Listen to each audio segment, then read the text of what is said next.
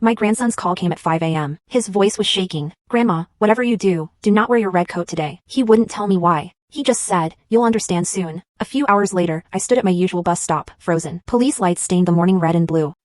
A woman had been murdered right where I wait every Tuesday and Friday. My friend, the police sergeant, took my arm. His face was grim.